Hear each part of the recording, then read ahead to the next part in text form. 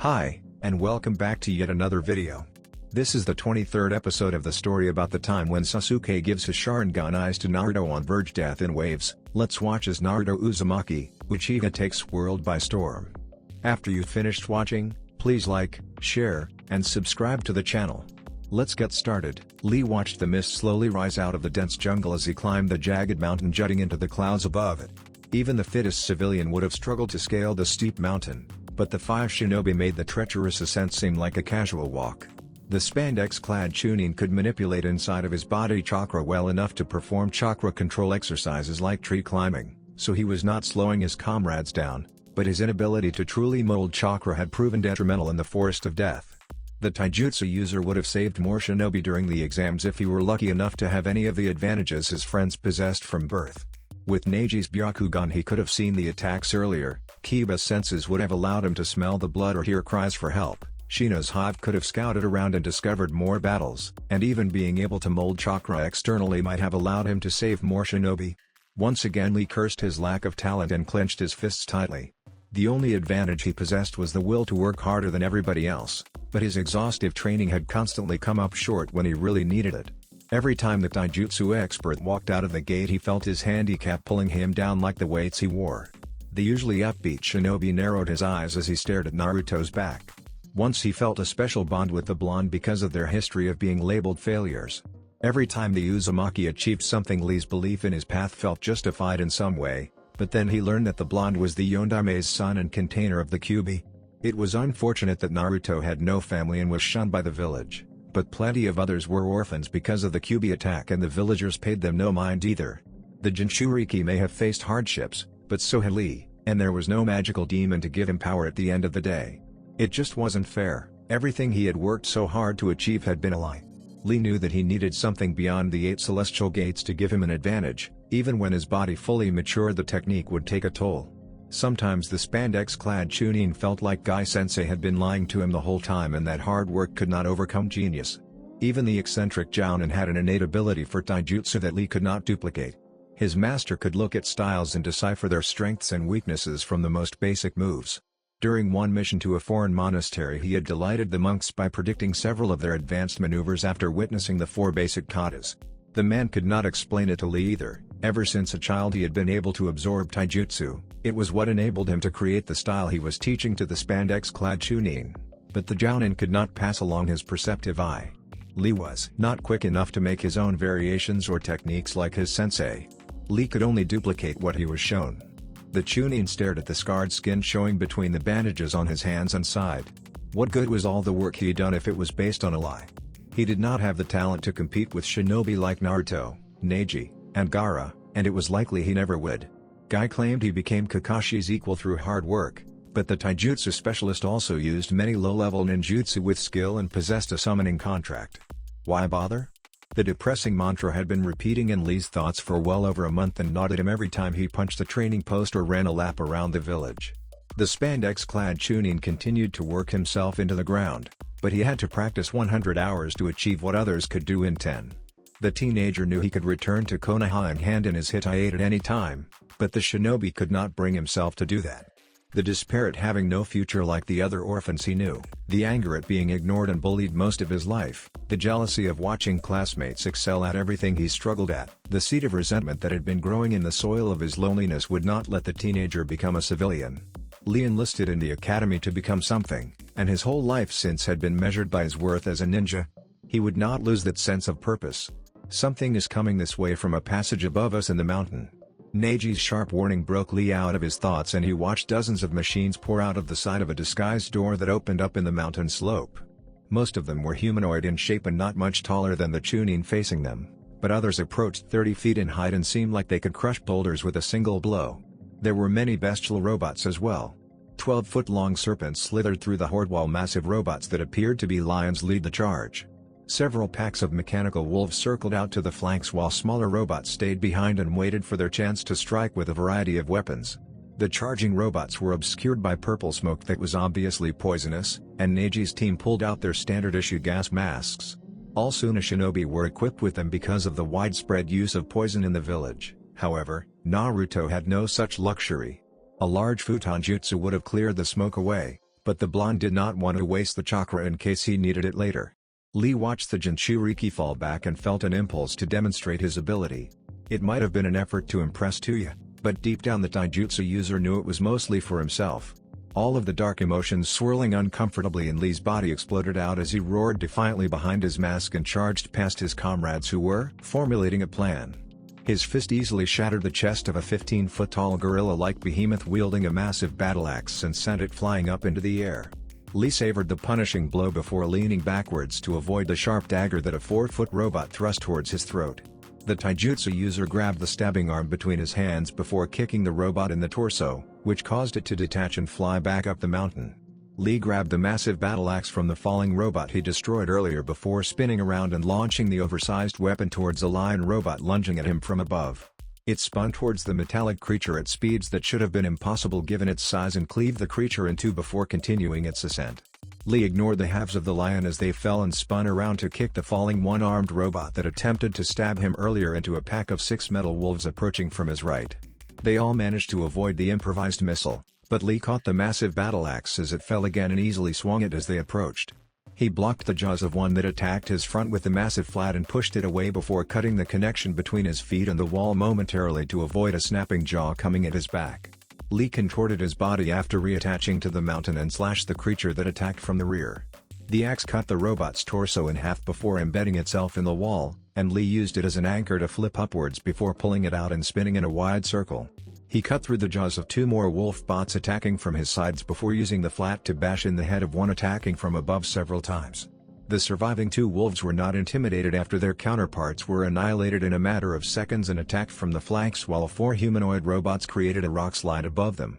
Lee jumped up to the boulders and kicked one towards a wolf before flipping over the other. He effortlessly demolished the creature's head with a punch and used another boulder to push himself back on the cliff above the robots creating the rock slide. Lee ran to the right end of one before cutting his connection to the mountain.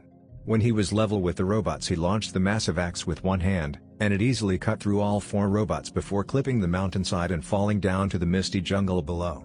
A snake-like robot exploded from the mountain beneath Lee's feet and knocked him off the face before coiling around his body, but the taijutsu user smashed the back of his gelled hair into the snake's head and the robot shut down.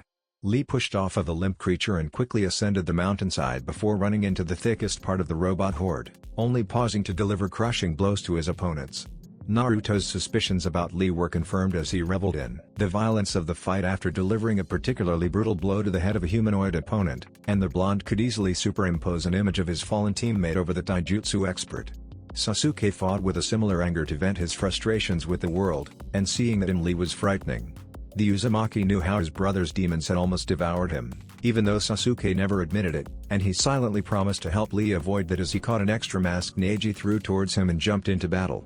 The blonde put the mask on and pulled out his saber in one smooth motion before slashing upwards through a 10-foot-tall humanoid robot's torso arm that was attempting to deliver a punishing blow. The deadly blade split the steel like butter and its wielder continued the slash until it cleaved the bot's torso in two.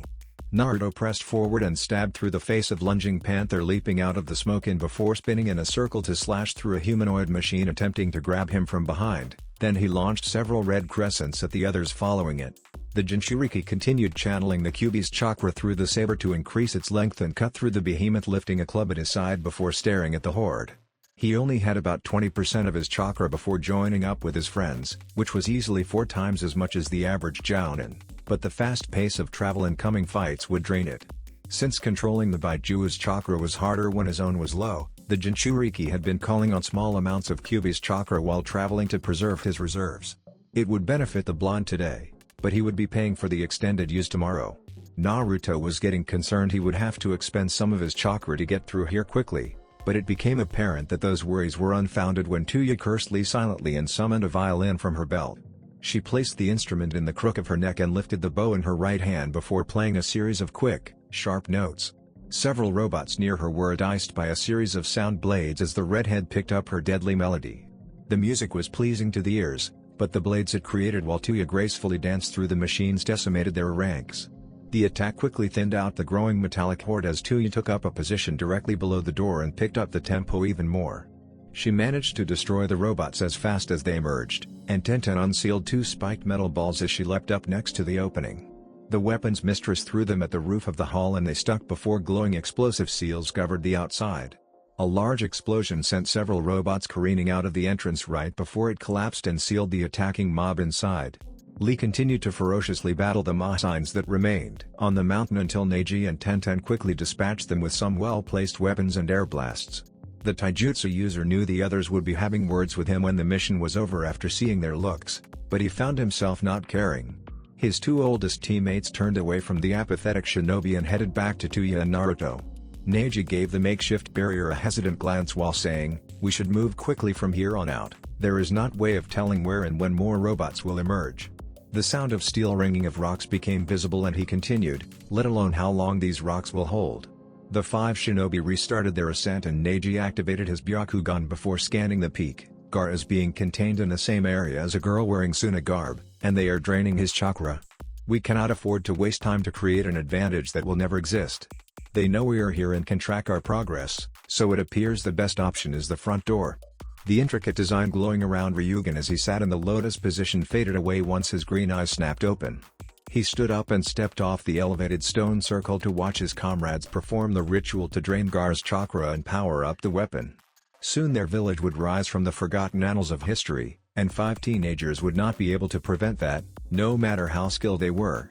The childlike shinobi realized his 4 comrades were staring at him intently and waiting for an update. "We have 20 minutes until they get into the village. I left the traps armed and recalled the sentinels. There's no point in slowly depleting our forces for a few extra minutes." Hoki nodded before looking at the impressive obelisk towering over the surrounding buildings. It was nearly 200 feet tall and made of solid black marble that contrasted with white sphere that balanced perfectly on its tip and emitted a bright glow as power flowed into it. That was a wise decision. They are too many to fight one-on-one and we may need the extra robots to distract the 5th. The ritual will go unmanned, but the chakra expelled during the fights might make up for our absence. Concentrate the entirety of our robot defense around this area. The skinny man looked over at Ryugen, who is the weakest. The childlike shinobi shrugged. It was hard to say in that short time, but the blonde one displayed the least amount of skill. He was entirely unprepared and let the others do most of the work, although he was quite impressive with his saber. One had no problem destroying the robots using taijutsu. The red-headed kunoichi was quite skilled with some type of sound ninjutsu and wiped out dozens of the sentinels in minutes. There is one Hyuga that seems to live up to that clan's reputation, and the other kunoichi demonstrated ability with ranged weapons. Hoki tried to work out the best matchups based on Ryugen's description. Before announcing his plan, "Ryugen, you can keep the Hyuga at a distance with the Garyanto. Kajaku's Fuyaku Hishu Shokan will give her an advantage over the fake weapons user. Suiko's Mugen Kogai will neutralize the other kunoichi's jutsu, and I shall handle the taijutsu user. The sentinels should be more than enough to keep the blonde busy." The skinny man looked over his comrades solemnly before staring up at the glowing ball. "Do not be afraid to use your most powerful attacks. The village can be rebuilt, and it will force them to use high-level moves to counter. With good fortune the Takumi village's ultimate weapon shall be active before the sun sets today." Gaara's green eyes coldly observed the 4 Takumi nin with practiced patience. Until the Jounin could figure out a way to free himself and Matsuri at the same time he could not risk an escape.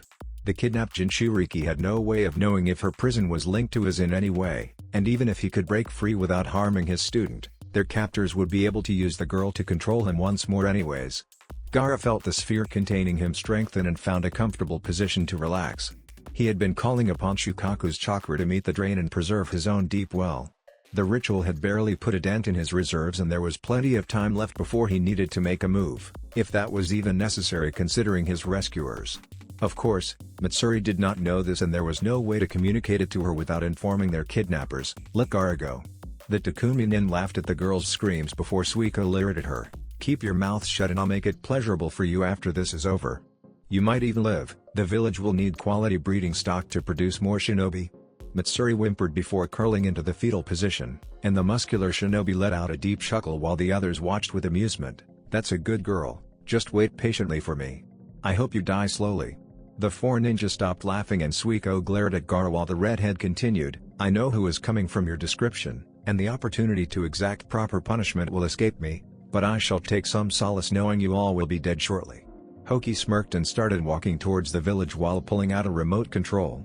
He pressed a button on the device and an army of metallic creatures emerged from the surrounding buildings before following the 4 shinobi, empty words from a castrated opponent. Gaara watched as more robots emerged from the village to follow the Takumi Nin before leaning back against the barrier. The Jinchuriki was confident that his friends would be able to rescue them and offered a comforting smile to Mitsuri, but the girl continued to avoid his gaze. Gaara just sighed and closed his eyes. He would never go back to the way he was, but trying to be normal took more effort. Neji never broke his stride while relaying a message using Konoha sign language. Approaching ambush spot. Prepared a spring trap. Moments after the Hyuga finished, a large brunette man with long, curly hair and a metallic tiger's head protecting his chest landed in front of them. The two rubies in the tiger's eye glowed red as the energy flowing through the city rushed into it and launched a beam of concentrated chakra towards the Konoha Nin while Neji called out, "Now!" Naruto rushed towards their ambusher and the others leapt away from his attack while the Hyuga pointed the three still hiding out, but as the blonde got close the steel covering the streets morphed into robotic creatures that trapped him in a circle as the bulky man rushed towards Tuya. The gaps around the blonde quickly closed and he drew his saber while running through his options. It appeared the plan had already fallen apart and he would not be able to break through to Gaara easily. To make matters worse, the blonde was actually outnumbered for the first time in his shinobi career. Traveling at that speed had taken a serious toll on Naruto's low reserves and making Kage Bunshin would be more detrimental than helpful at this point. The Uzumaki only had enough chakra for one big jutsu, and he needed to make it count. Naruto picked out the largest structure jutting out above the skyline as the outlines of a plan began forming in his mind. It was put on hold when he realized how close the robots were and the blonde quickly tossed several kunai into the approaching horde. The small projectiles bounced off the steel uselessly, but moments later the seals wrapped around the handles glowed brightly before exploding. Naruto expertly replaced himself with a piece of flying debris and tossed several more exploding kunai into the mob from above. The tags activated when they hit the ground and triggered several more explosions to sow chaos in the ranks, at least they would have with regular humans. His opponents were machines connected to the city by Fuu and Jutsu, designed to pay no attention to any information beyond what was necessary to destroy their assigned target. The blonde met a coordinated assault by the handful of robots around him after landing and quickly found himself on his heels.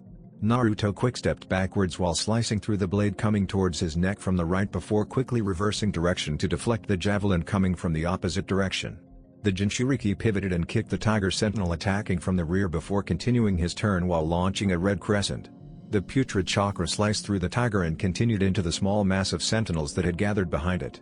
Naruto threw a prepared kunai into the ground at his feet before dashing towards a small opening on his left before getting surrounded by the massive horde. The blade burst into lightning that fried small pack of wolf robots that were pouncing at him before continuing into the next closest target. The attack continued and destroyed a score of the sentinels, but Naruto could not afford to enjoy his success because the rest of the robots were right on his heels. The blonde blocked a series of kunai launched by a pack of humanoid robots with some of his own before pivoting to the right to slash through a metallic lion that flew past his body. Naruto kicked the back half into the 10-foot-tall robot behind the lion before overloading his feet with chakra to put some space between him and his pursuers. The fleeing Chunin heard the clacking of metal claws on pavement getting closer as the sentinels caught up, so he dropped exploding kunai and lunged forward while activating them. The blast caught the closest robots and sent them tumbling into the ones behind them as Naruto scaled the side of a building and leapt across the rooftops towards the building towering 30 feet over the skyline. It was nearly 60 feet long and 20 feet wide with two large smokestacks jutting 20 feet out of the middle while several rows of smaller chimneys dotted the rooftop at even intervals.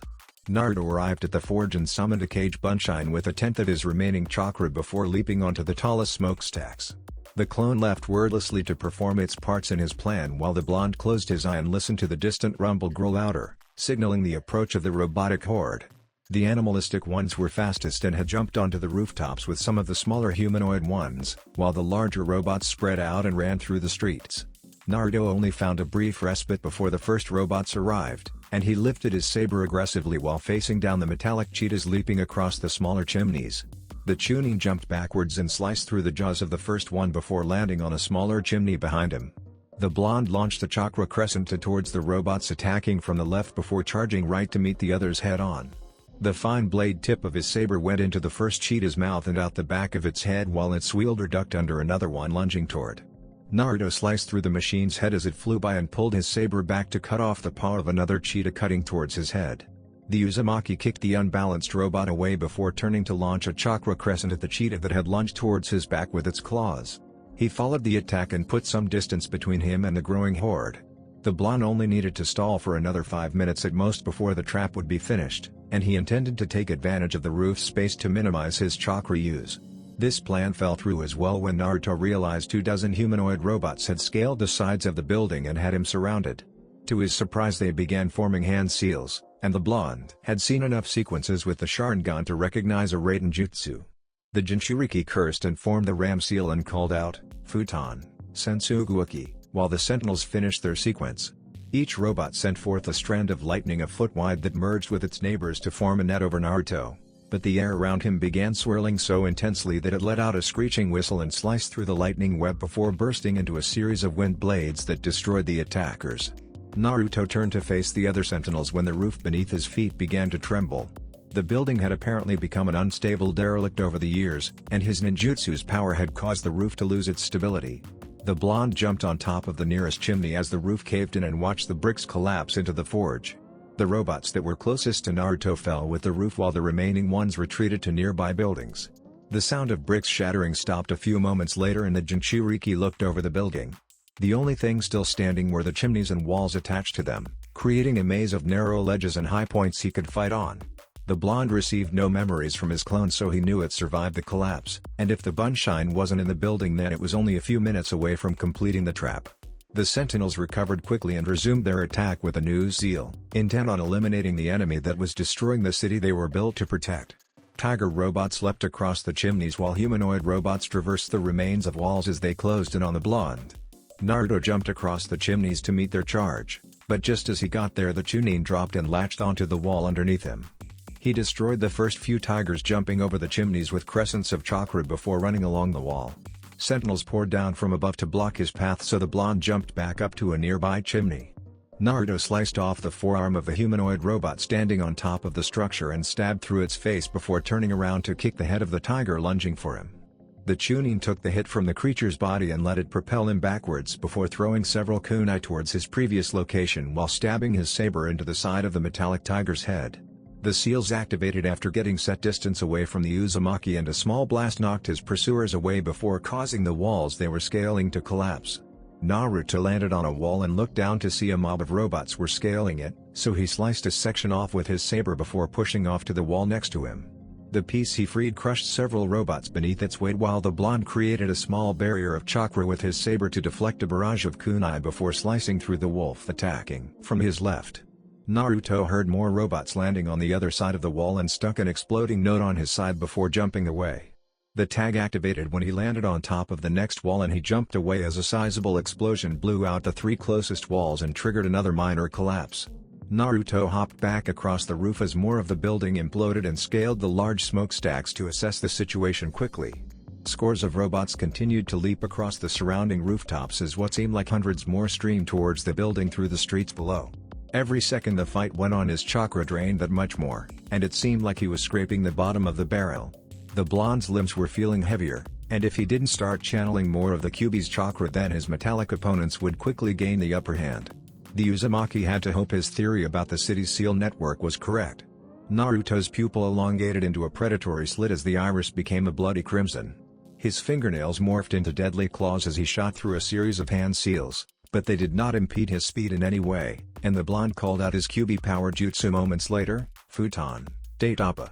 An uneducated onlooker would have mistaken the basic Futon ninjutsu for an S rank after watching the destruction that followed. The bricks of the forge seemed to disintegrate under the intense winds of the Baijuu enhanced jutsu, and after a few seconds the second part of the attack was activated. Naruto's clone had layered the surrounding buildings with numerous explosive seals that could only be set off by the Kyuubi's chakra, and the winds of his Daitapa were the trigger. A series of massive explosions shook the area as several blocks worth of buildings were engulfed in the smoke and fire. A 40-foot wide crater had formed under Naruto, and the surrounding streets were cracked and melted from the blast. The Jinchuriki looked around as he started descending towards the earth and almost cheered after seeing the deactivated robots outside of the destroyed area. It would be almost impossible to efficiently power a city-wide array with one source, so there were probably multiple points in Takumi, and since the largest buildings require the most power to function, builders usually located several power sources nearby to make it more efficient. He was hoping the last jutsu had taken down one or two. Without anything directing them, the robots would be useless for some time. There was usually an automated backup system of some sort to restore a level of functionality, but it would take time to kick in. It took Konoha's network 10 minutes to regain functionality, but the Leaf Village was more modern than this place. He doubted it would be that quick in Takumi, but 10 minutes was a safe minimum. Naruto prepared land as the ground approached, but found his body would not respond to any commands. The blonde let out a grunt of pain after slamming into the ground and felt his shoulder dislocate. The Jinchuriki bit back a scream of pain and cursed while trying to move something, but he was entirely exhausted and nothing happened. He felt the strangely soothing comfort of Kyuubi's chakra as his shoulder began to fix itself and channeled more of it to stand up.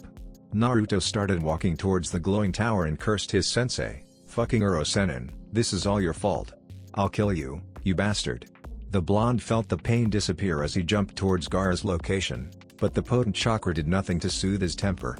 Lee looked on bitterly as Naruto used a daitapa that would make most Jounin jealous, even though the blonde claimed to be low on chakra. The spandex-clad Chunin growled under his breath while looking at the devastation caused by the jutsu. It wasn't fair. Lee knew it would have been different in the Forest of Death if he could utilize chakra like that. What if Neji was right all along and fate was inescapable? It would be easy for a genius of the Hyuga clan to advance beyond his expectations and convince himself that was false, but his foolish teammate had no such luxury. Lee used to smile and naively believe in his ability to overcome his handicap, and the taijutsu user even thought he had found a comrade who would fight the odds with him in Naruto, but it was all a fraud.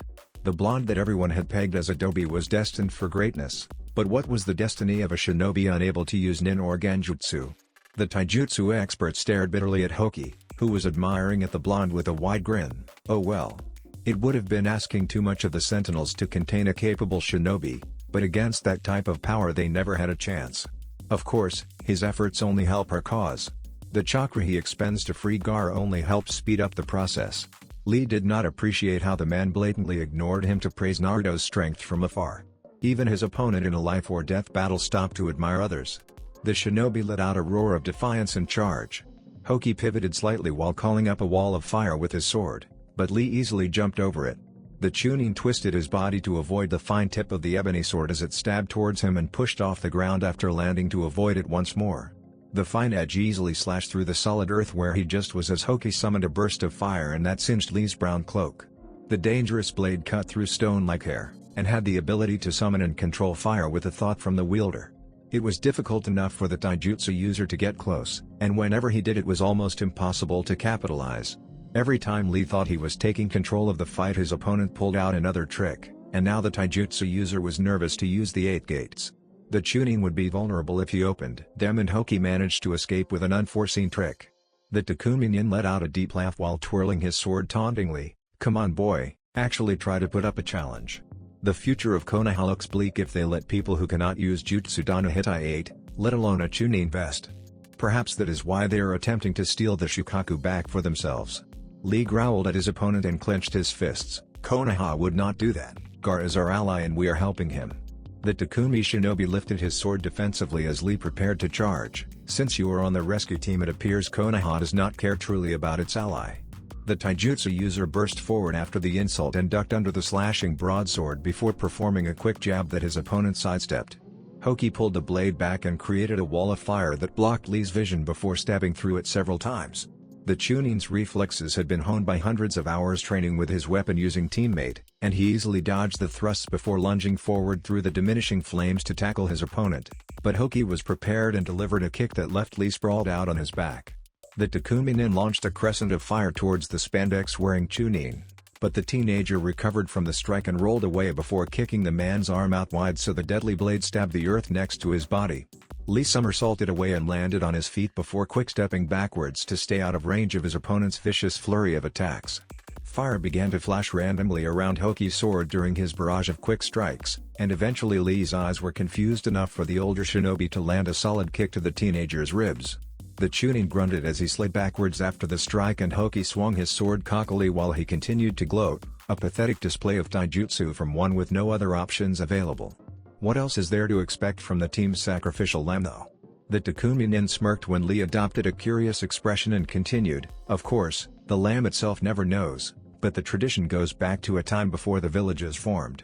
Some Genin and Chunin teams would have a sacrificial member to ensure that the most promising young shinobi continue to survive and flourish. They imbue the poor lamb with a fondness for their teammates so they are willing to lay down their lives. And if the lamb survives long enough, they gift it with a double-edged technique to take out stronger enemies. This gives the more promising shinobi a higher chance of survival in the worst-case scenario. Lee's body went limp as Hoki spoke. Everything made perfect sense. Why not put a doomed shinobi with a Hyuga prodigy? The taijutsu user would have given his life without a thought, even when Neji was cold to him. That would also explain why Guy never pushed the Hachimon onto Neji and Tenten. No need to teach a potentially fatal technique to shinobi who could thrive without it. Rage fueled the teenager's charge and Hoki knew his tactic worked. The boy's simmering anger was visible to anybody who wanted to see it, and after realizing that Chunin could not use jutsu, its root was clear. Such a condition would lead to a deep-seated sense of doubt within a teenager, and it was easy for somebody like Hoki to take advantage. Lee had been giving him more trouble than he initially expected, but the Chunin's barrage of angry strikes was nowhere near as dangerous as his earlier attacks. The seasoned shinobi waited for an opening in the furious rush, and when Lee went to plant his foot after a series of kicks, Hoki feinted and pretended he was going to stab the teen.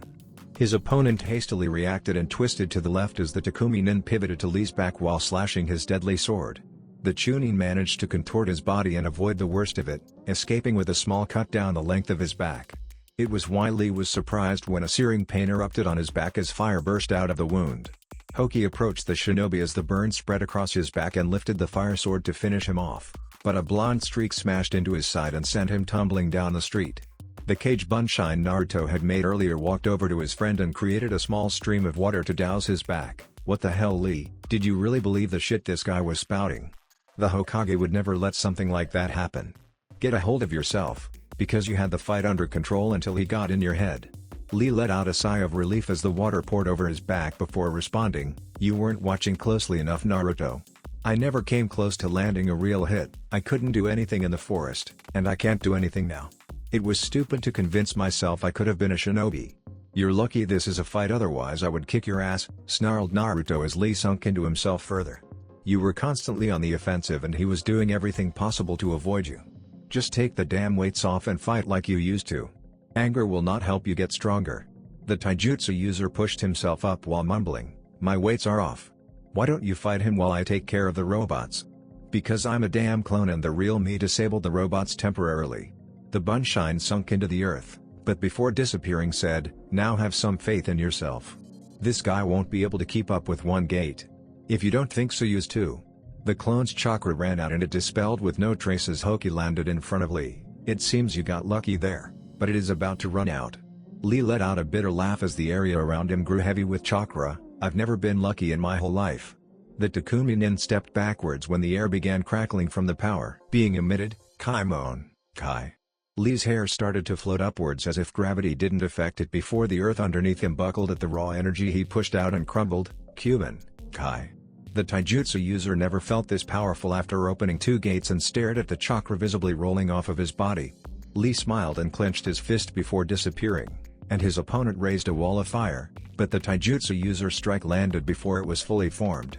Hoki managed to summon an orb of flames to protect himself while hurtling through the air, but the taijutsu user ignored the blaze and delivered a blow that knocked the Takumi Nin out of the orb and separated his body from the sword.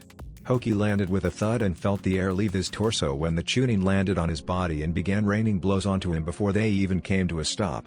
Lee roared when the furious punches found his opponent's head, and quickly lost himself as all the pent-up rage and frustration leaked out.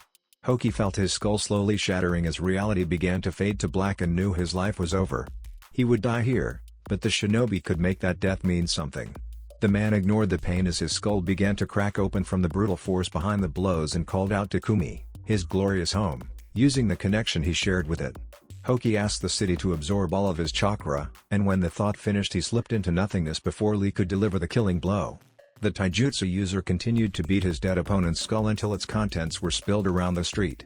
He had no clue how long his episode went, but after coming to there was nothing where Hoki's head used to be but a puddle of blood and gray slime. Lee sighed as he stood up and looked up at the sky. Maybe he wasn't weak. His anger made it so much easier to break the limiters on the gates, and he had never felt that strong after only opening two. Lee clenched his fist and attempted to ignore the pain with his new determination. He would not fall behind the others. The taijutsu user would harness the rage and desperation gifted to him by the world and become the strongest. Lee reached into his pouch and pulled out a small ceramic bottle given to him by Sakura before popping the cork and downing the contents. The pink cat was interested in finding ways to limit the Hasimon's negative side effects and kept giving him new concoctions to test. She had blocked the pain within a couple of tries, which was a feat in and of itself because the gates pushed his body past the limits most painkillers could handle, but dealing with the damage to his muscular, skeletal, and chakra systems was another matter entirely. The Chunin looked at the bottle bitterly and tossed it aside. Lee was still upset that Sakura decided to date Kiba out of nowhere when he had been asking for a simple date since meeting her.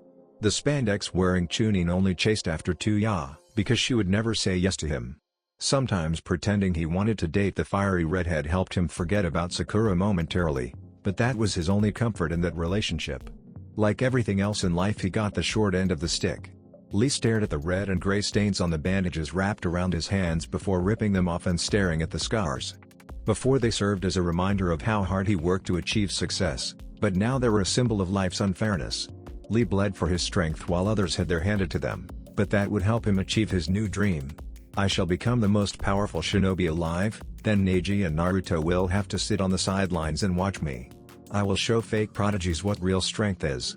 Tenten hoped to take advantage of Naruto's massive jutsu and launched a barrage of kunai towards Kajaku, but she only sighed in annoyance after her opponent deflected another wave of weapons by summoning a gust of wind with her short swords. Those fabulous weapons could manipulate the dangerous element at will, making it impossible to attack from a distance, and the comfortable way she wielded the blades made it clear short-range combat would be no easier. Tenten was not afraid of the woman's skill, but it would be harder to dodge the deadly wind blasts with no room. Still, she might have no other option.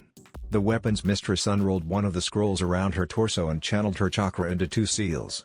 A stream of kunai shot towards Kajaku from the first one while the second launched a single kunai into the air.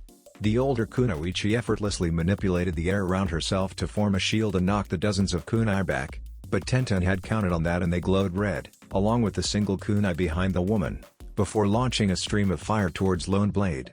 The Takuminin could not use her short swords on the encroaching flames and rolled away, but when she came around the flames that blocked her vision, the Konoha kunoichi was charging with a strange weapon in her grip. The black staff just over 4 feet long with a foot-long blade that curved slightly on one end, and on the other was a spiked ball with a 10-inch diameter. Kajaku had never seen a weapon like it and was so surprised that she only coated her blades in wind chakra at the last second, but they still could not penetrate the Konohanin's weapon to her surprise. The green-haired woman managed to deflect the curved blade out wide with her right sword while thinking, "Doden," before following up with a kick aimed towards the brunette's right knee. Tenten blocked the strike with the bottom of her staff before swinging the spiked ball towards her opponent's head. The older kunoichi ducked under the strike and agilely backflipped away while launching several crescents of wind. The Chunin was not about to surrender her advantage though. She spun around the wind crescents while picking up speed, and when the Konohanin finished dodging the deadly elemental barrage, she whipped her staff around as the spiked ball detached and flew towards Kajaku with the chain trailing behind it.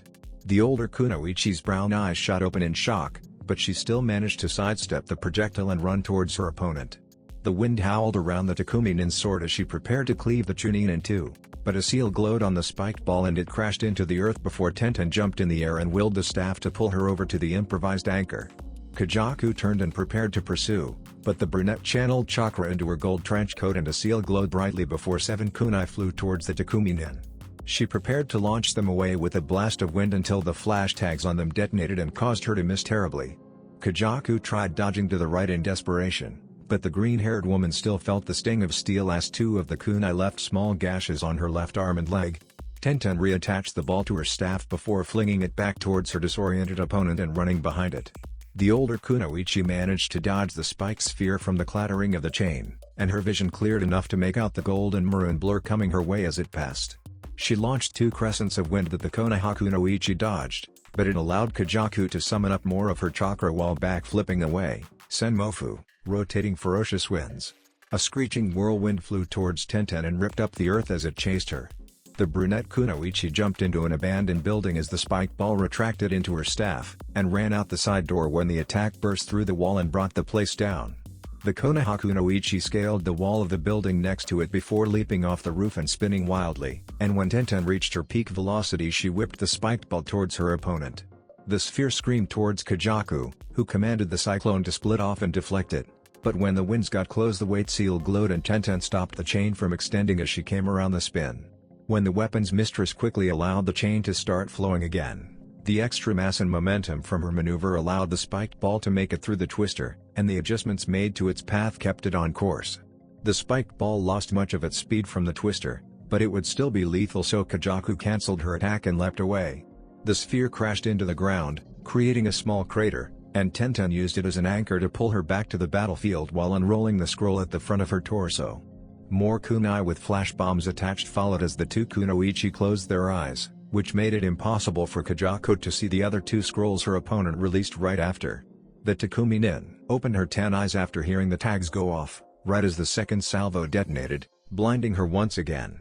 She angrily cursed before performing a Kawamiri with a piece of rubble created by the spiked sphere's impact as several exploding kunai landed around her. Kajaku rubbed her eyes furiously as explosions shook the area and stood up before looking at her opponent. The older kunoichi growled when the brunette grinned confidently and pointed a sword at her in response. "Don't get cocky, everything that you've done so far is a gimmick and nothing more. You're a pretender getting by with parlor tricks, not a real weapons user." Tenten shook her head robotically before responding, "This is coming from a woman using swords that can summon wind with a thought.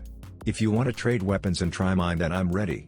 Kajaku stared suspiciously at the Chunin's awkward moments and turned around to block the curved blade on Tenten's staff with her left blade while stabbing forward.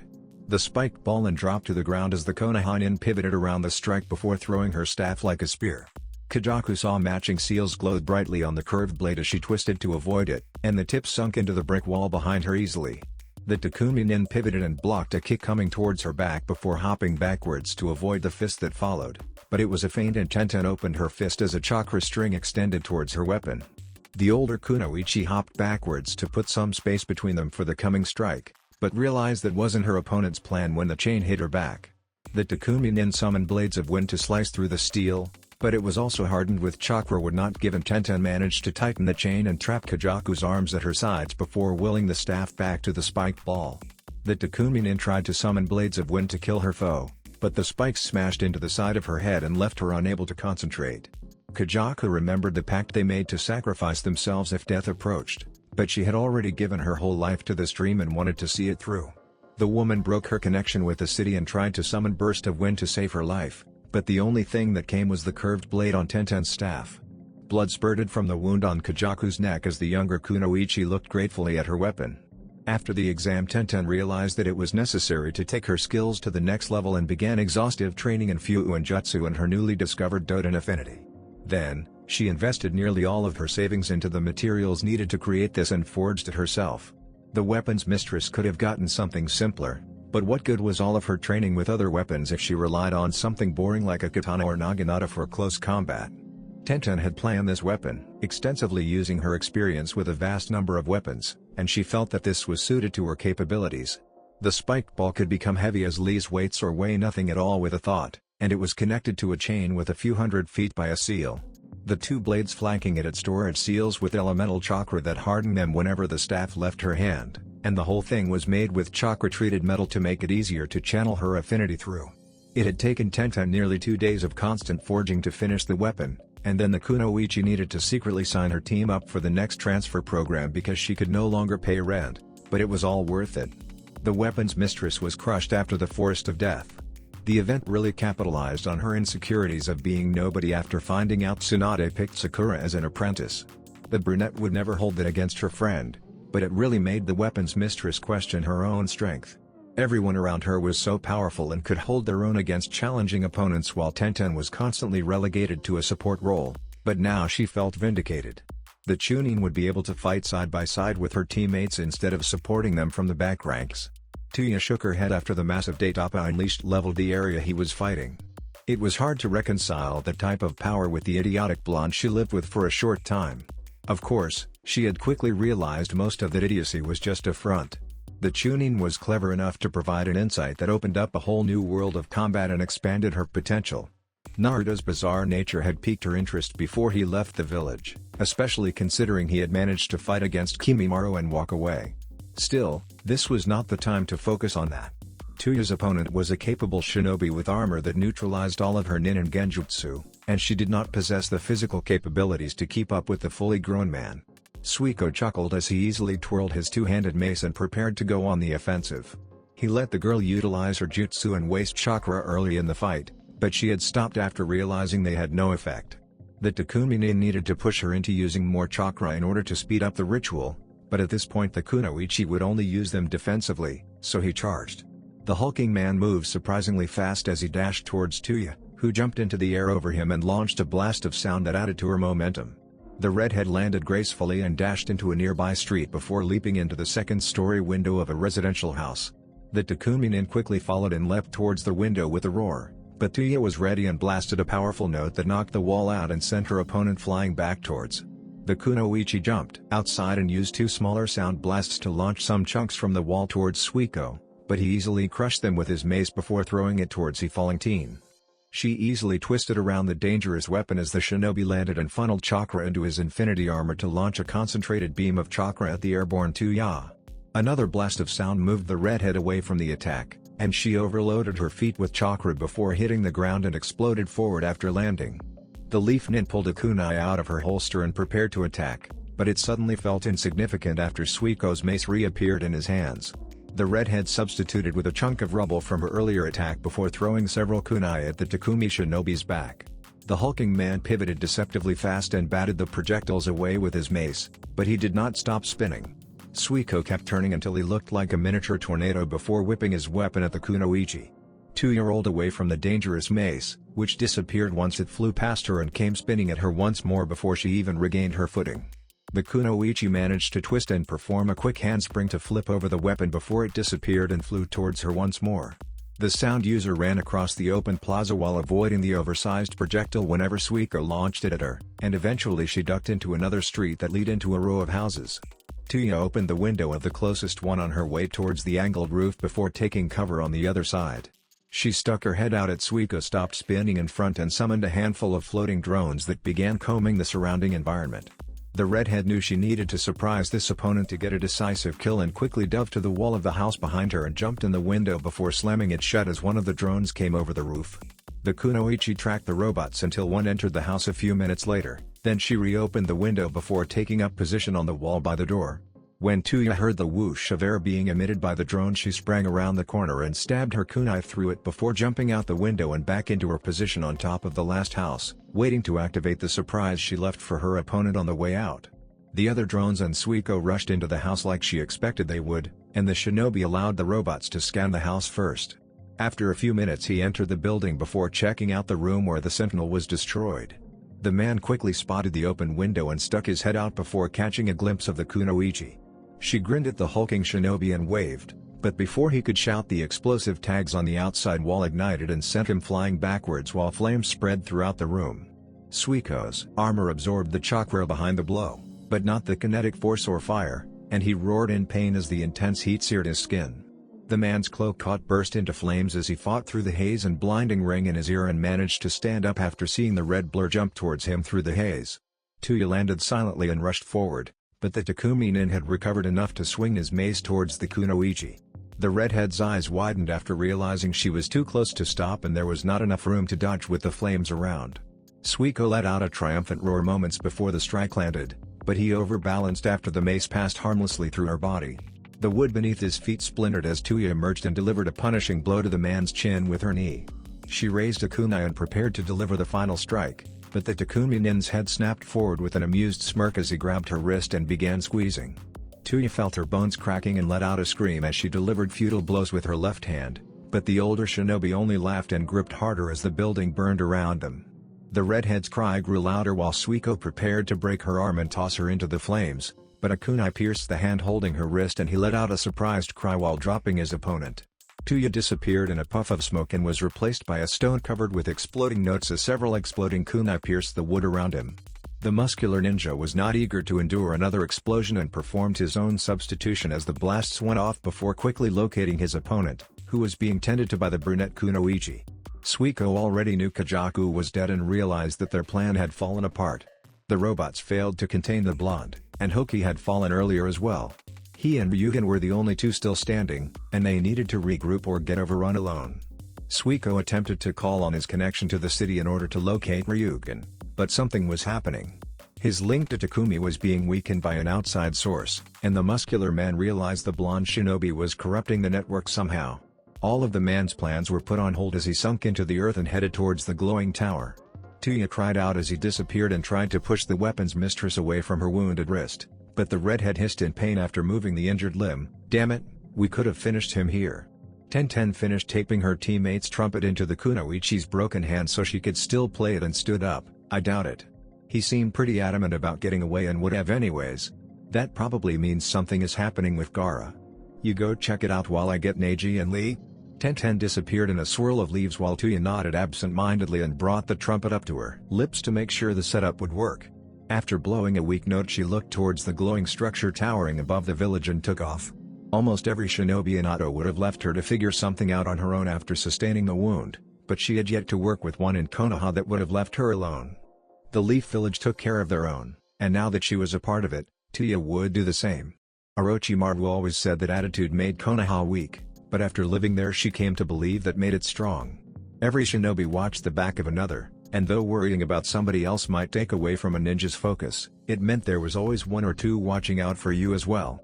Neji dashed towards his opponent after Naruto's jutsu went off, but the blue-haired shinobi was not distracted by the impressive display. The two smaller prongs of his sword snaked out while the main one flew straight at the Hyuga.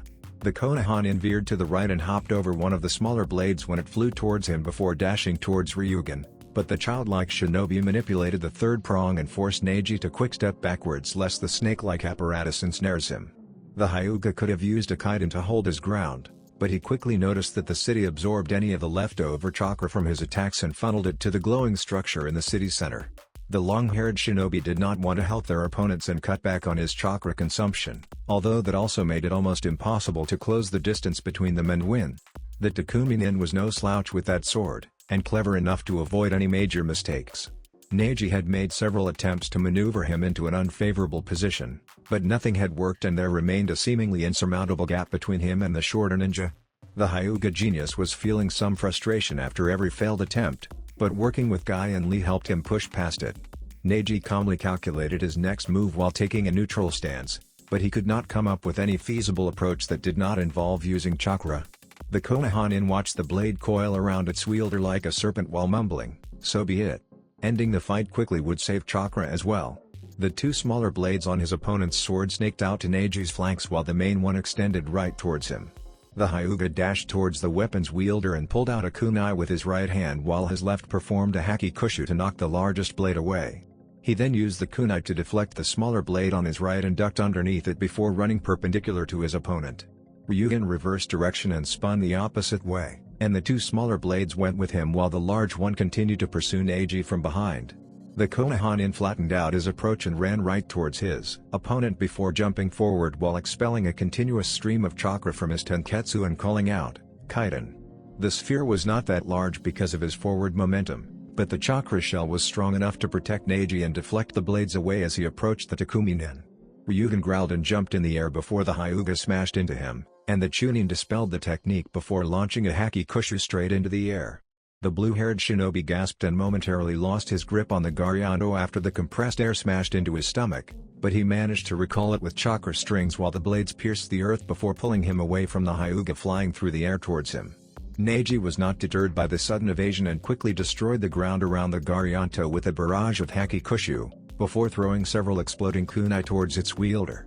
Ryugen managed to block from some of the blast by wrapping the blades around himself, but he was still dizzy after slamming into the ground, and lost the sword. Fortunately, that gave him something to substitute with after seeing the blurred figure dashing towards him. The shinobi managed to attach the chakra strings to the Garyando after switching places with it and made the blades to chase Neji when he reversed directions, but the Chunin easily outpaced them and closed the distance before the Takumi Nin could regain his weapon. The blue-haired shinobi hopped to the right and ducked under a palm thrust that would have destroyed his brain before grabbing the normal version of his sword. He thrust the strange weapon forward and the Hyuga leaned left while pushing the blade out wider with his kunai before lunging towards Ryugen with a palm thrust, but the smaller shinobi had used the momentum after Neji's deflection to push away and regain some space. The Konoha quickly closed the distance and tried to slip his fingertips through his opponent's defenses, but the blue-haired ninja managed to deflect it with the hilt of his blade while the two smaller ends extended towards him. Neji used his kunai to block the one coming from his right before rolling over the left one. He threw the projectile towards Ryugen and the left blade moved to intercept it, which gave the Hyuga enough space for a haki kushu. The Takumi Nin realized the attack was coming and wrapped the Garyando's blades around him once more to form a makeshift shield, but it could not fully block the attack. Neji rushed after his tumbling opponent, intent on finishing the fight, but he quickly sunk into the earth after his Byakugan picked up chakra being channeled into the Garyando, which revealed the storage seals on parts of the blade. Dozens of kunai flew through the air and sunk into the soft earth where Neji was moments ago as the Takumi Nin used the weapon to pull himself up onto a nearby roof to regain his composure. The Hyuga used the brief respite to observe his opponent, who had managed to put much of the space between them once more. It would be difficult to end this fight quickly now, and he had just used more chakra than he wanted. The teen's best option was hoping for Naruto to free Gaara before the tower was fully charged. The blonde's jutsu had made a significant contribution, and Neji's last assault had raised it higher once more. The Hyuga guessed it would take a little under an hour at the current rate with 4 battles going on, but a few more jutsu like Naruto's would do it in seconds. Neji began to think of a way to get close without using much chakra when all thoughts of that escaped him.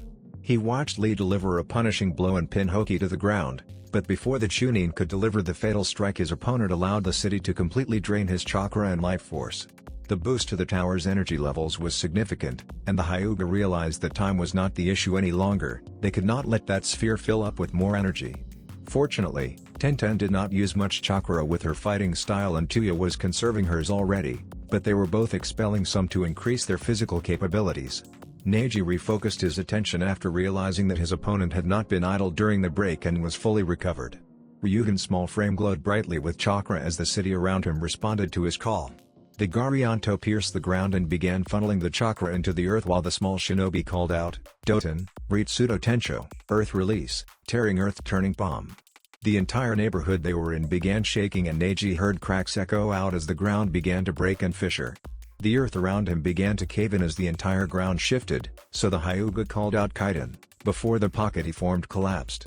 The dome of chakra exploded outwards and sent debris flying as Neji emerged from the trembling rocks.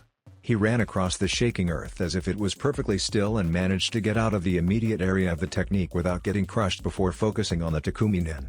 The boiling anger in Ryugen's eyes betrayed the fact that he knew Hoki was dead, and the roar he released may have had something to do with Tenten's victory at that moment. Neji danced around the whipping blades of the Garyando as he watched the weapons mistress scale a nearby building. She was heading over to help out Tuya, and the Hyuga realized his best option was to wait it out and have the Kunoichi come assist him after.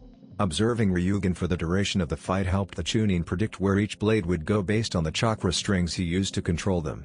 The shorter shinobi was also angered by the death of his comrades and his movements had become sloppier as a result. Neji was able to split his attention and keep track of both fights, and when Tenten got close he made his move.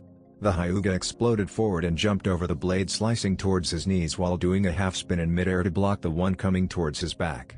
The Chunin used the resistance to complete his spin before dashing towards Ryugen, who had surrounded Neji with the blades of his Garyanto, but before they could strike the teen used his own chakra strings to divert the blades coming towards him and redirect them to the ground.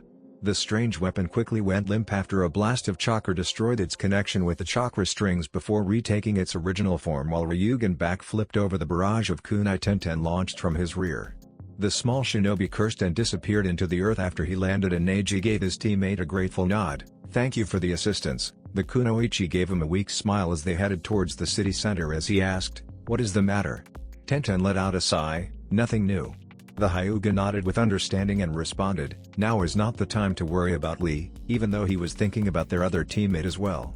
The weapons mistress did not see the violent display he put on while finishing his opponent, just the bloody state he was in after. The way Lee lost himself in that moment of rage concerned Neji more than all of the taijutsu user's previous behavior. The Hyuga took a deep breath and forced the images away from his mind, like he said to Tenten, "This was not the time to worry, the forest of death has affected us all differently, it will just take some time for Lee to find his way." The kunoichi nodded, "Yeah, he takes things like that harder than everybody else, but Lee would never let anything hold him down. Our loudmouth teammate will be back soon, especially after being reunited with Guy-sensei." Neji could tell that Tenten was trying to convince herself, but he desperately wanted to believe that too and found a small measure of comfort. "Right, now let's get our eccentric teammate and head towards the city center. Naruto is running on fumes and will need our help soon." Naruto stumbled into the city center and tried to put on a reassuring grin after making eye contact with the two captives, but nobody was fooled. Gaara watched his brother's chest heave with exertion and the red continually seeping into blue eye. "Are you alright, Naruto?" The blonde let out a forced laugh while responding, "I don't think the guy trapped inside a barrier has the right to ask that question." Mitsuri frowned while observing the two and said, "I may not be a shinobi yet, but this does not seem like the best time for banner." Naruto rubbed the back of his head embarrassedly. "Hey, you're right. Never let them teach those instincts out of you." He could see that Gaara was about to ask another question, cut him off. "She's right, we don't have enough time for a discussion. I can get you guys out with enough time, but we both know time is never a guaranteed thing." The budding seal master examined the two barriers closely, slightly scaring the academy student with his animalistic features and the small amount of bloodlust emitted from the Kyuubi's chakra, but he paid it no mind. He uncovered the sharingan to take a closer look at Gaara's prison before saying, "I can break her out no problem. That is a low-level barrier and can easily be overcome, but yours is different. This one is tied into the ceiling array of the village, and to adjust it I need to be cinched to the network. Free her and do that." Naruto was somewhat surprised by the concern in Gaara's voice, but he was glad. It was obvious this person was important to the redhead, which hopefully meant his situation in Suna was getting better. "I would, but syncing to a network like that requires a long ritual. Fortunately I can destroy it instead." The redhead nodded. "Good, free Mitsuri and take her away with the cage bunshine first." The blonde walked over and freed the younger girl before asking Gaara, "Was one of them controlling something in the city from around here? Get Mitsuri away first." "I can't." The young academy student looked between the two Jinchuriki nervously before crying out, "What?" She grabbed the blonde shinobi's vest while pleading, "Please, I'll only be in your way. Get me away from here." Naruto ripped his flak jacket out of the girl's grip while angrily responding, "Will you shut up? This isn't helping." Gaara growled, "Don't talk to Mitsuri like that." The blonde closed his mostly red eye while rubbing his temples. "Sorry, I just get a little testy when I start using the fuzzball's chakra. What I meant to say was I do not have enough energy to create enough clones to guarantee her safety.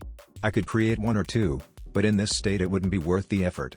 They'd disappear before getting anywhere, so she's safer here. Now, where is the area?" Gaara pointed to the area where Ryugen was controlling the robots from. "One of them sat down there and meditated." The redhead waved over the area where the other three Takumin sat to complete the ritual. "The rest were here, but I do not think they were interacting with the city. Their attention was on me the whole time." Naruto nodded and walked over to the area while channeling chakra into it, but it did not respond. He unveiled the sharingan once more to try and find an activation seal, but there was nothing. It appeared he needed to be cinched to even find the seals in the first place. The blonde growled and looked back at Gaara's prison before nearly slapping himself in the face. The city's seal network acted like a chakra system, and there was an obvious tenketsu that he could connect to staring him right in the face. Traditionally it would not have been a weak point because there was no ink, but the blonde's new technique needed no tools besides his own, or in this case Kyuubi's, chakra.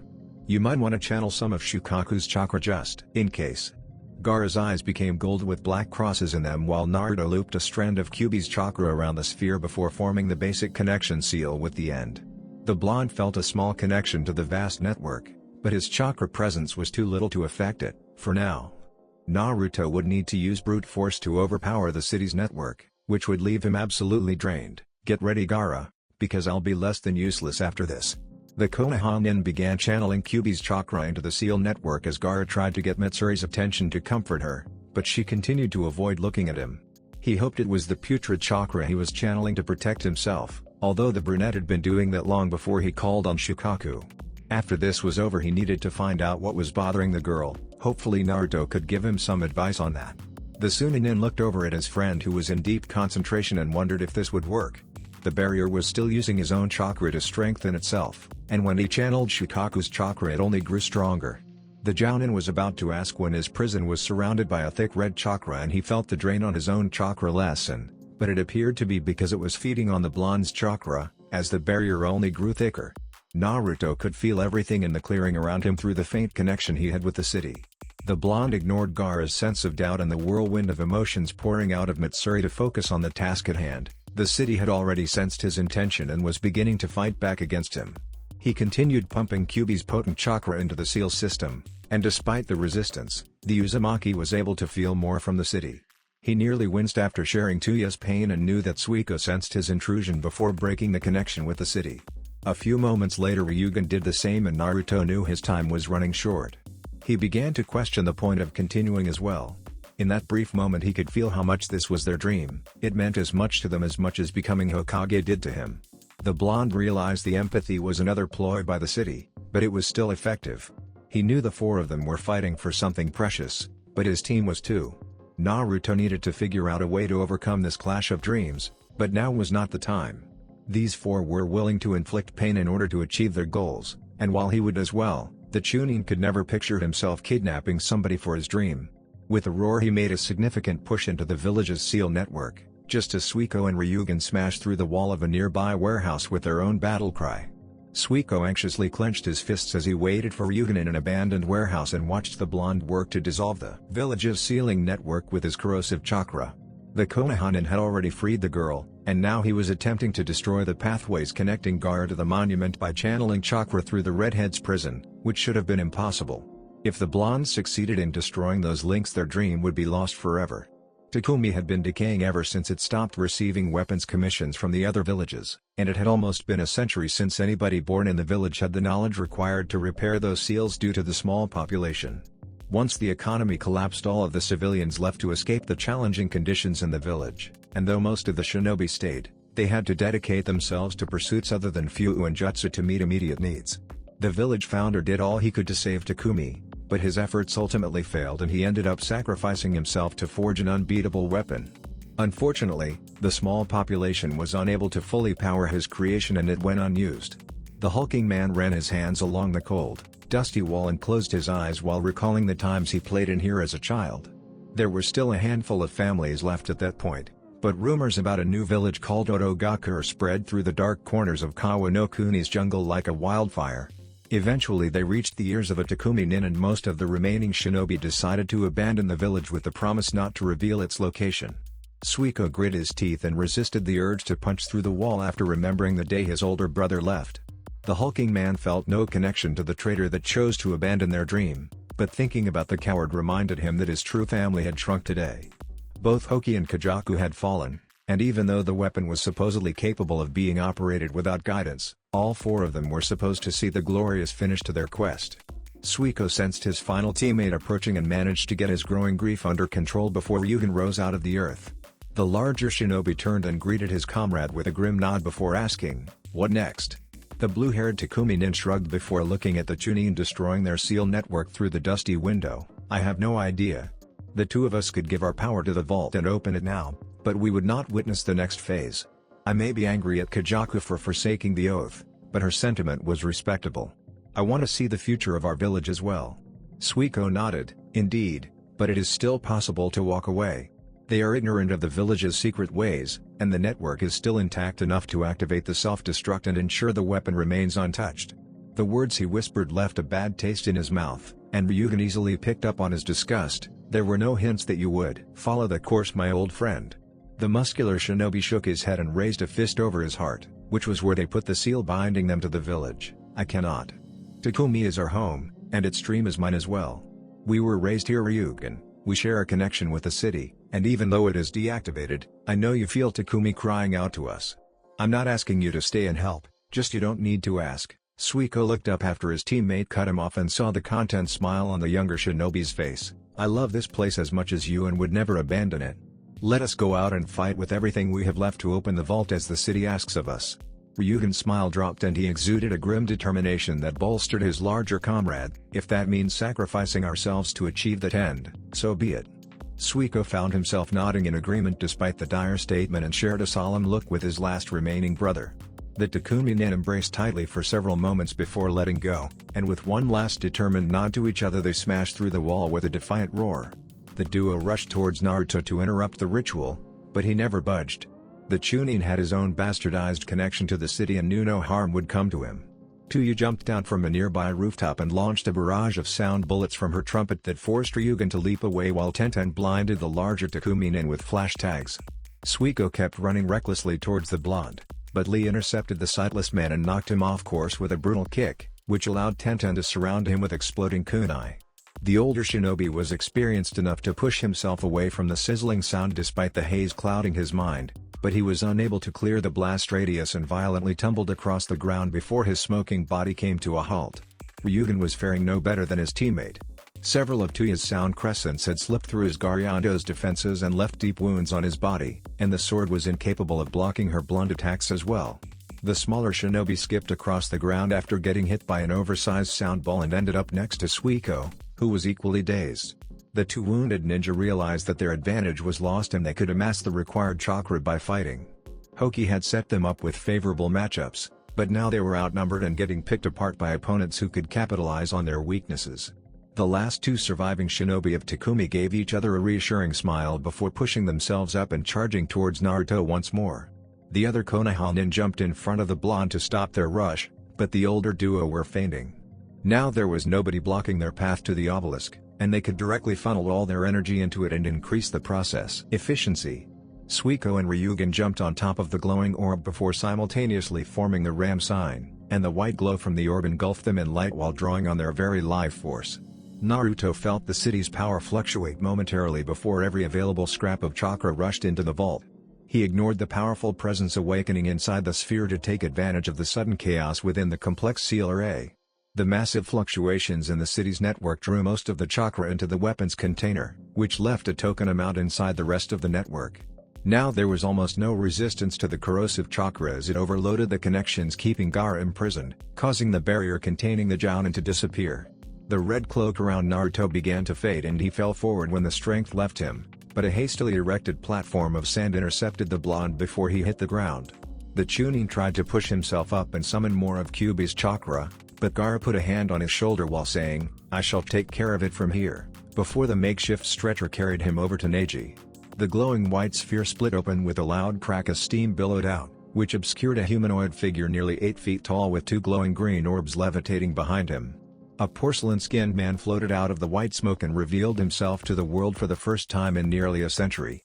Gray eyes squinted as they adjusted to the light, which reflected off of the gold band wrapped around his long white hair that extended to his feet.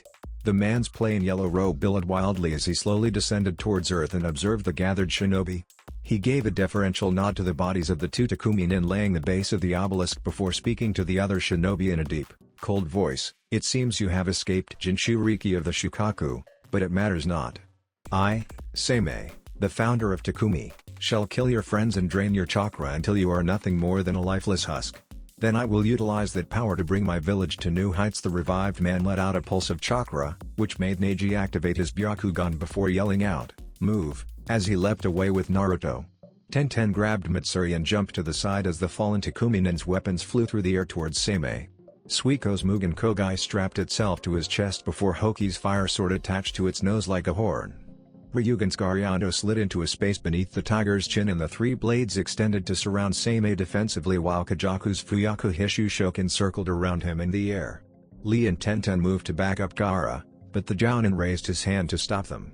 "4 shinobi trying to revive this man infiltrated my village, kidnapped my student, murdered her uncle, and tried to extract the Shukaku. I will kill him myself and wipe the memory of this village from history. Today shall be the last day anybody hears of the Takumi village or its founder Seimei." An arrogant laugh echoed darkly through the empty streets before the revived man responded, "That is quite the boast, boy, but I already possess most of your chakra, and the rest shall make me unstoppable. Accept the help so you do not die alone."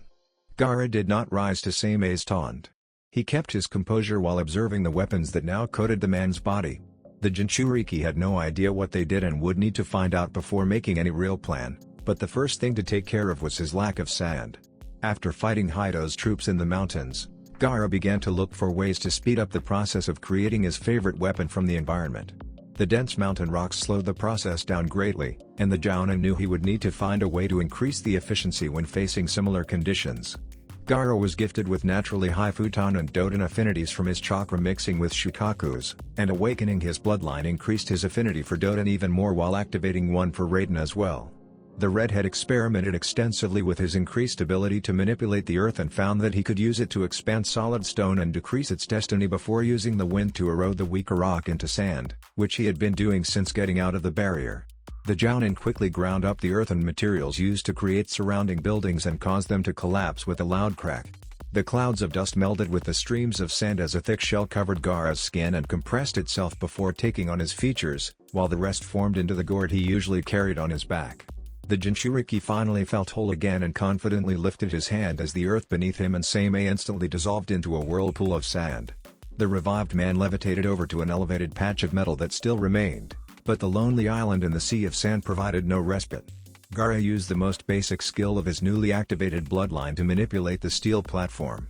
It twisted into a dangerously sharp shot point that shot upwards and forced Seimei to hover backwards, where a massive fist of sand smashed the pale shinobi higher into the air. Gaara tried to command the construct to follow, but it dissolved after making contact since the chakra inside of it disappeared, although the Takumi Nin still felt the full force of impact. Seimei managed to regain control of his flight and suddenly stopped in mid-air before looking around to see four massive cubes of sand surrounding him.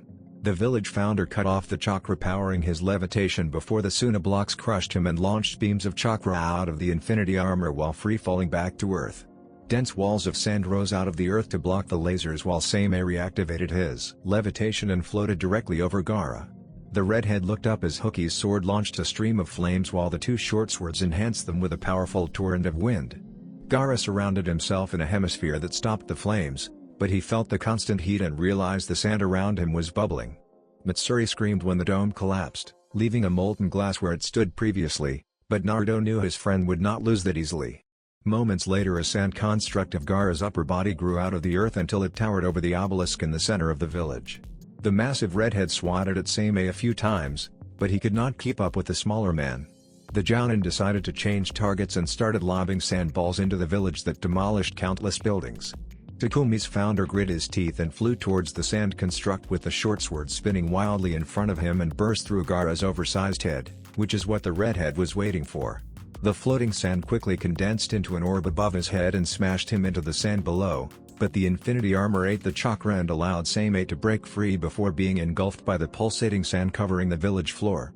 The revived man frowned as he stared at the large construct. He would have to deal with that swiftly enough so the teenager would not think to use it again. Seimei called upon the massive reserve of chakra he now possessed and channeled it into Kajaku's short swords before they flew towards his oversized opponent. The massive Gaara could not keep up with the smaller weapons and they left deep gashes that slowly whittled the sand giant down faster than it could heal, while streams of fire baked the sand and made it harder to control. Eventually the Jinchuriki realized this strategy would no longer do him any good and dissolved the construct before shooting the massive wave of sand towards Seimei. The man casually avoided the attack, but Gaara only wanted to do more damage to the village. The sand tsunami cut a swathe of devastation as it overtook the buildings in its path and before pouring down the mountainside. Seimei felt stabs of anger after more of his village was destroyed and launched another stream of wind-enhanced flames towards the Jinchuriki with a roar, but Gaara paid no attention to the dangerous attack. He clapped his hands together while calling out, "Ryusa Bakaryu," and a wave of sand emerged in front of him that engulfed the fire before continuing towards its creator while growing in size. Seimei tried to levitate above the creation, but it rapidly expanded to 3 times the height of the previous wave and engulfed the man with another significant portion of his village. The revived shinobi burst out of the sand before Gaara could compress it because of the Mugen Kogai, but the Jinchuriki knew he could win now. If Seimei had been buried deep enough, the sheer weight of the sand above him would overcome the chakra-absorbing capabilities of the armor and he would be crushed, but now he was levitating too high for the teenager to feasibly trap him with another move like the Ryusa Bakaryu. Gaara looked around at the untouched areas of the village and nodded while forming a plan. It would take a while to set up, but that would give him extra time to make good on his promise. Takumi would be buried and crushed under tons of sand along with this man, and though people might discover it, there would be nothing left to identify the ruins. Soon as council may get complaints from Tanigakura because of the deluge of sand he planned to deposit onto the jungle, but this territory was only theirs on maps. Both hidden villages knew that Suna's influence extended a good distance past any official borders. Gaara looked up at the man hovering above him before commanding a platform of sand to bring up to his level. Seimei gave him a look of disdain while the redhead eyed his handiwork. "I have almost completed half of my objective already. This village will serve as your tomb, and the memory you both shall die today too. I cannot deny that it causes some pain to see Takumi damaged, but it ultimately saves me the trouble of doing it myself. This place has become decrepit and needed a complete rebuild to express its true glory." Seimei smirked arrogantly at the floating redhead while continuing, "I also admit to being somewhat surprised to the amount of chakra you still possess. But every bit you expend gets absorbed, and every attempt to trap me only provides extra strength. The longer this fight goes, the stronger I become. Victory is all but guaranteed." Gaara resisted the urge to roll his eyes and raised a thin platform of sand nearly 500 feet long and 100 feet wide into the air before allowing it to dissolve into thick clouds that clogged the air around them. "That's it, give me more chakra, boy. You are weak and shall always be weak, no matter how much chakra you have." Gaara stared coldly at his opponent while clouds of sand shifted in the air around the two, although the wind generated by the short swords created a clean pocket of air around the revived shinobi. The abilities granted to you by the weapons are useful, but you rely on those traits, and they are no substitute for real skill. As long as those weapons remain your preferred method of fighting, you can never defeat a shinobi like myself. Seimei was about to retort when the Jinchuriki raised his hand and the clouds formed into 8 columns of sand over 20 feet long that chased after his opponent. Each one was about 12 feet wide, and the power behind them would squash the revived shinobi, even with his armor's ability to absorb chakra. 2 of the pillars smashed together with impressive force above Seimei's head moments after he cancelled his levitating ability, and the man flew into the twisting streets of a former residential neighborhood below them as the others gave chase.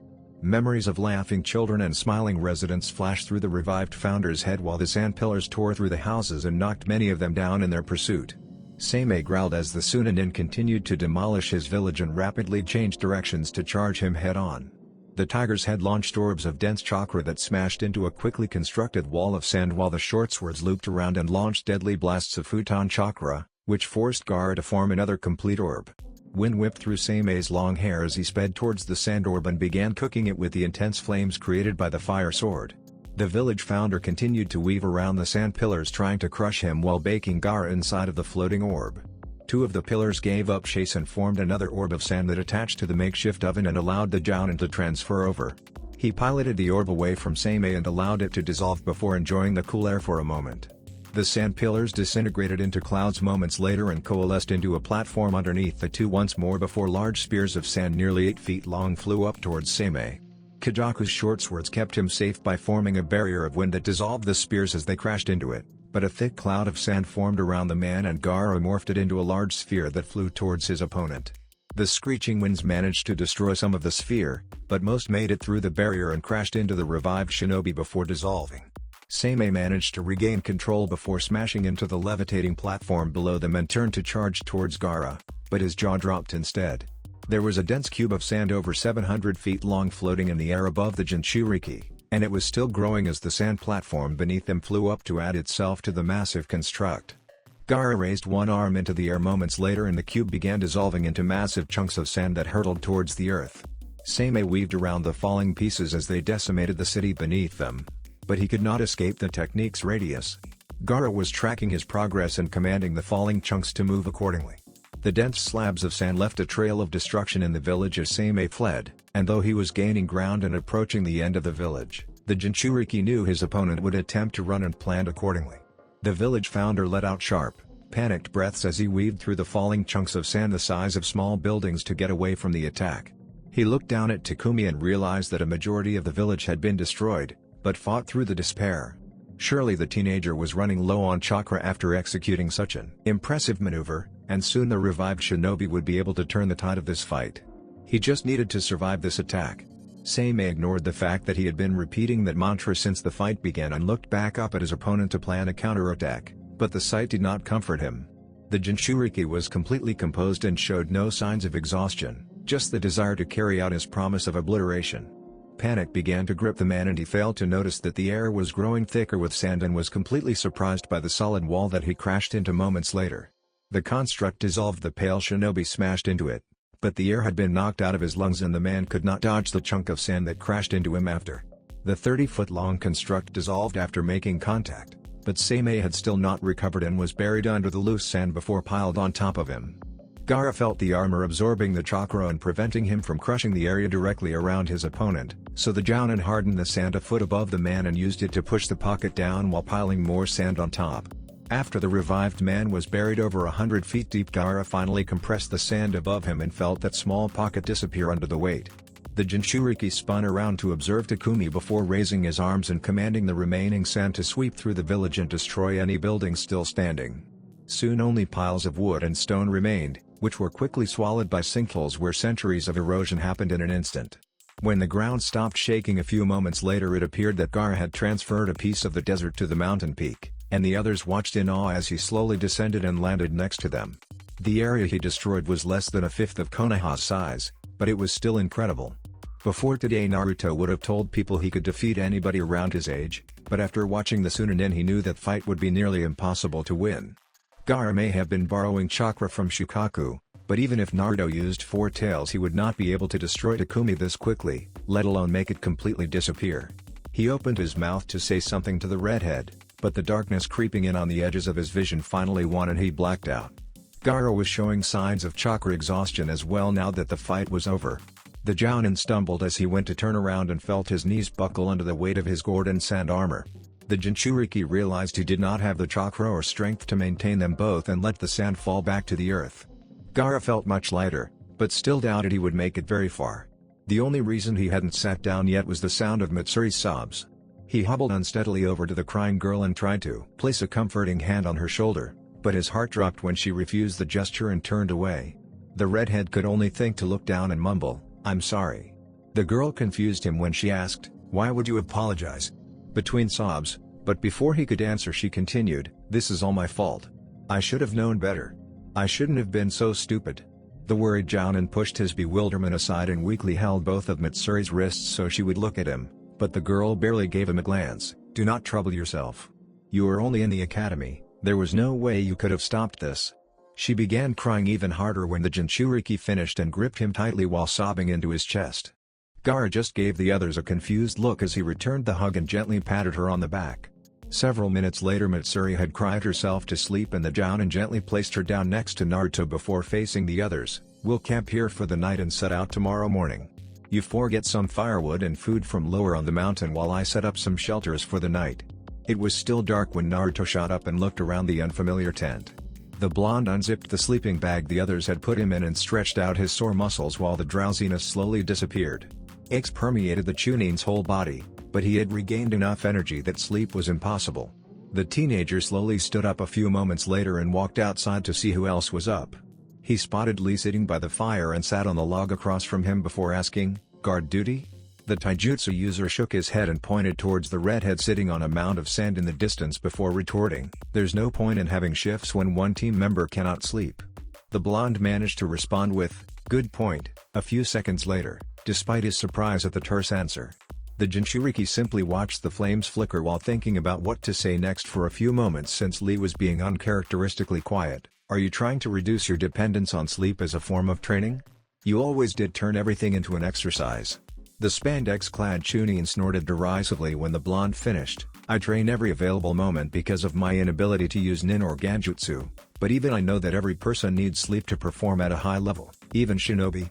Naruto's lone blue eye narrowed to match the taijutsu specialist's stare. "I know about the Forest of Death. Going through shit like that is hard, but it doesn't mean you can act like an asshole." Lee clenched his scarred fists when the blonde mentioned the forest and angrily responded, "Stop talking like you understand. I used to think we were the same, but you know nothing of my struggles, Naruto. You were destined for greatness from birth because of your heritage in the Kyuubi. Anybody in the village would bend over backwards for the Yondaime's son, while I am simply an afterthought. Don't give me that shit." Naruto cut Lee off before the spandex-clad Chunin triggered his temper. "If you think my life has always been great then you're wrong. I just never went around bragging about how much I suffered. We all go through hard times, Lee. All of the success I achieved came from my response to them, not because of my parents or the bastard fox that killed them. If you want to become a great shinobi then you need to overcome your doubt and stop second-guessing every move. Believe in yourself and keep moving forward." "I know you'll." Lee cut the blonde off with a sharp yell and shattered the log next to him when he angrily punched it. "It's not that simple. I am not gifted in any way like you or our friends, I'm only willing to work harder. It helped when we just graduated the academy, but now that they are learning stronger jutsu I am being left behind. Even the ability to mold chakra like an average Jonin would make me 10 times stronger. It could have made a difference in the forest." Naruto's eyes shot open as the taijutsu user slumped into himself. He finally understood Jiraiya's constant warnings about dwelling on Umi no Kuni. Whenever the blonde thought about that massacre it drove him to train harder, but the disaster in the Forest of Death had reignited old doubts in Lee, and the usually cheerful Chunin had become a completely different person as a result. "Is that what you really think?" The taijutsu user looked like he was going to interrupt, but Naruto would not let him. "How do you know what type of shinobi you would be with the ability to use chakra? I bet you would have been a dropout like most of the other people in the academy because you wouldn't have worked as hard. Then you might not have been in the forest to save anybody." Lee clenched his jaw and glared at Naruto. "The inability to use nin or genjutsu will not make me weak, I just have to work 10 times harder than most shinobi to achieve the same progress. In our first spar you almost fought worse than I did after graduating, but by the Chunin exams a few months later you had surpassed me despite training less. Just remember that." The taijutsu user was done with the conversation and began walking away from the fire, but Naruto needed to say one more thing. "Those people should not have died, Lee, but you can't blame yourself for their deaths. It was those auto bastards, remember that." The blonde sighed when the taijutsu user disappeared into the darkness and turned around after hearing some rustling in one of the tents behind him to see Neji emerging from his. Naruto was about to apologize for waking him up when the Hyuga said, "Thank you." I knew the forest bothered him in some way, but it was hard to figure out how. Lee can actually be secretive when he wants to. I had not realized it was that bad though. Neji sat on the log across from Naruto and looked at the section his teammate destroyed for a moment. "Once again you have proved that your eye is superior to mine." Naruto laughed and pointed at Neji's Byakugan. "If you want my right eye so bad I'll trade it for yours."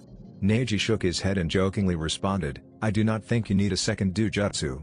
The blonde mock pouted, "You're actually doing the village a disservice by saying no, Neji. Imagine a Jinchuriki with a Byakugan and Sharingan. Although, maybe I should hold out for the Rinnegan." "I'm surprised you even know about that," quipped Neji dryly. "You had better be prepared to wait a while though, everybody knows that Jujutsu is a myth." Naruto shrugged and the two of them sat in a comfortable silence for several minutes and watched the flames flicker until the blonde spoke up, "Neji, take care of Lee. He's going to need it." "You never needed to ask." Mitsuri's head had been spinning ever since they left the blonde shinobi on the mountain, but after a debriefing by the Kazekage reality was setting in, and she missed the haze terribly. The girl had no idea what to do anymore. She had been dead set on following in her parents' footsteps and becoming a shinobi, but things had changed so fast. After witnessing what the life of a ninja could entail, the academy student was hesitant about graduating this year. Of course, that meant the likelihood of her seeing Gaara again was zero, which Mitsuri could not stand to think about. In the one day she knew him, the redhead had proven all the terrible rumors wrong and had paid more attention to her than any of the academy sensei, who generally felt the profession was a dead-end job and put little effort into it. The anger that Gaara displayed because of her was flattering, and the fact that the Jounin went to those lengths to save a student he taught for a few hours was amazing. Mitsuri knew none of her teachers at the academy would have done the same, but it was still better if she never saw the Jinchuriki again, even if he was the only person who really knew or cared about her anymore. The girl tried to erase her positive image of the Jounin by focusing on the way those terrible black and gold eyes stared at the Takumi nin. Mitsuri remembered how that horrific bloodlust made her recall all of the gory stories told about several of his most horrific public killings in great detail, but even those images could not make her hate or fear Gaara. For some reason her distress disappeared once the redhead showed up, even though he was the Takumi nin's prisoner too. Mitsuri wrestled with her decision about Gaara for several more minutes before she managed to push the redhead out of her thoughts while approaching her apartment, but after realizing that her uncle would not be in there to greet her, the girl wished she hadn't. Tears blocked her vision of the various pictures hanging on the walls and sitting on tables that showed her uncle's large smile, and she managed to stumble into the living room before collapsing on the couch. Mitsuri's chaotic emotions left her oblivious to the outside world and she did not sense the presence of others in the apartment, though they made no effort to hide themselves. The brunette did not realize anybody was there until she heard a light cough from the young shinobi with short black hair and gray eyes wearing muted black armor underneath a gray cloak with two dull swords hanging at his waist. A few weeks ago Mitsuri would have been delighted to see the handsome Chunin standing in her kitchen, but his presence was another reminder of the upheaval in her life. The academy student managed to call on her brief training to school her emotions as best she could while the teenager pulled over a chair and sat across from her with an empathetic look. "I am sorry for your loss, but there are things we must discuss and this was the best opportunity." Indeed. An older-looking version of the Sunanin with his black hair pulled back into a ponytail that extended to his shoulder blades walked out of her uncle's room. He wore a long black robe of fine silk with silver trim and the kanji for iron stitched in silver threads over his heart. His gray eyes coolly observed the distraught girl as she finished pulling herself together. Mitsuri wanted to get up and tear the man's face off with her fingernails, but it would do her no good. She would not get anywhere close, and her uncle would not come back. Still, the brunette was positive it was this man's fault her uncle died. It was incredibly strange that he asked her to get close to Gaara, and a few weeks later she gets kidnapped for that very reason. There was no way it could be a coincidence, but without solid evidence the girl was powerless. The man showed no reaction to the brief flash of loathing in Mitsuri's eyes after his appearance. There was nothing to do but catalog it and keep moving. The wheels were in motion. The meetings between myself or your uncle were hard enough to facilitate, and your new position as a friend of Gaara's shall bring more scrutiny onto you. This may be our last chance to meet face to face for quite some time. Mitsuri felt no joy to see this man and had hoped to never see him again. But she did feel some relief at his statement, and at the fact that the choice to continue her relationship with Gaara had been taken away. "I understand, sir." The finely dressed man nodded as he sat on the couch next to her and attempted to convey a sense of sympathy. "This must be an impossibly difficult time, and I know this does no good at the moment, but you have my assurances that I shall honor your uncle's agreement and continue to provide for you." The brunette looked down for several moments before responding, "You don't need to do that, sir. My uncle's debts had been paid off from the first deal, and now that he is not around we will not need extra money to support his habits. I don't want to be a burden. You should rethink the offer, Mitsuri. My father cannot cancel debts owed to men that do not hold him in high esteem. I believe Nomura-san still possesses your uncle's note." The man cut the teenager off with a wave of his hand when Mitsuri shivered after hearing the notorious loan shark's name. He allowed Nomura's menacing reputation to sink in for a moment and walked over to the window to find a coyote-masked sand operative waiting. He tapped his nose to initiate contact, and the tan-cloaked shinobi made several hand gestures before disappearing into the shadows. The finely dressed man turned to address the girl after getting the all-clear to continue their discussion. "Unfortunately, my dear, it would be more of a burden to turn the offer down. Your uncle had already made several more arrangements to benefit your upbringing before his untimely passing. After clearing most of his previous debt he made another deal with me to secure more funds to move you two into a better neighborhood." He sat back down on the couch and gently took the girl's hand between his. "The house has already been purchased, and your uncle happened to get incredibly lucky recently too. He won a large sum on a fight I fixed for this express purpose. So you see, it would be easier for everyone if you just accepted the offer instead of forcing me to sell the property and find a way to recoup the funds I placed into his account, along with what I spent getting it there." Mitsuri realized she could not avoid working for this man and felt a sense of helplessness overtake her. Tears began to stream down the brunette's face after realizing the gravity of the situation, and she looked down at the small puddles formed on the floor. The girl could reveal her participation in this plot to Gaara and beg for mercy.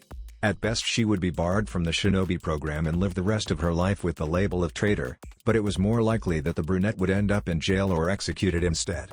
There was no feasible way Mitsuri could turn down the man's offer. He was an incredibly important figure in Suna with almost as much power as the Kazekage.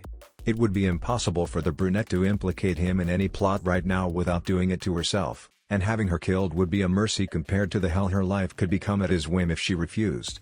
The girl would have to accept, but she would not go along willingly. Her uncle said she would be stronger than her parents, and the budding kunoichi would prove the fallen man right. She vowed to find a way out of this with nobody else's help and prove her own strength.